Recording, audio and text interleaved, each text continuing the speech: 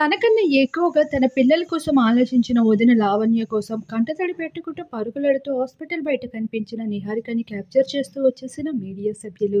ఇక నిహారిక కొణిదెల తన ప్రొడ్యూసర్‌గా ఎదిగేందుకు తన వంతు కారణం కూడా లావణ్య త్రిపాఠి అని విడాకులు తీసుకుని ఒంటరితనానికి లోనవుతూ వచ్చేసిన నిహారికని తల్లి కన్నా ఎక్కువగా లావణ్య త్రిపాఠియే ముందడుగు వేస్తూ నీకు తోడుగా అండగా ఎప్పుడూ నేనుంటా అంటూ తను ఇచ్చిన ధైర్యం వల్లే పుట్టిల్లు కూడా తనకి ఎంతో అందమైన ఇల్లులా కనిపించేలా మార్చేసింది లావణ్య త్రిపాఠి. ఈ భాగంగానే నిహారిక వదినమ్మతో ఉన్నట్లు కాకుండా ఒక సొంత ఫ్రెండ్లీ నేచర్తో ఉన్న ఒక ఫ్రెండ్తో ఉన్న ఫీలింగ్తోనే ఉంటుందంట ఇంట్లో. ఈ విధంగానే తను ప్రొడ్యూసర్గా ముందడుగు వేయడానికి కూడా అందులో కారణం కూడా లావణ్య త్రిపాఠి ఆలోచనలే. ఇక తను ఒక హీరోయిన్ అయినప్పటికీ కూడా కుటుంబం కోసం తన ఇంటి కోసం మొత్తానికి ఇండస్ట్రీని వదులుకుంది. అలానే తను కూడా ఒక ప్రొడ్యూసర్గా మాత్రమే అడుగులు వేస్తా అంటూ కూడా చెప్పుకుంటూ వచ్చింది.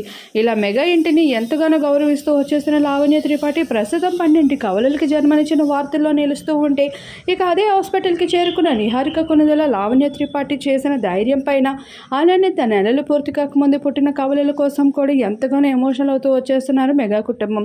ఏది ఏమైనా ఇటువంటి జనరేషన్లో కూడా లావణ్య లాంటి ఒక అమ్మాయి ఉండడం అనేది గర్వకారణం అని చెప్పాలి మెగా ఇంట. మొత్తానికి లావణ్యకు సంబంధించిన కొన్ని విజువల్స్ అందరినీ ఆకట్టుకుంటూ ఉంటే మరోవైపు నిహారిక కొణిదెల తనకి సంబంధించిన కొన్ని హాస్పిటల్ ఫొటోస్ మరింత ఆకర్షిస్తూ ఉన్నాయి. ప్రస్తుతం వాటన్నిటిని మీరు ఇప్పుడు చూసేయండి.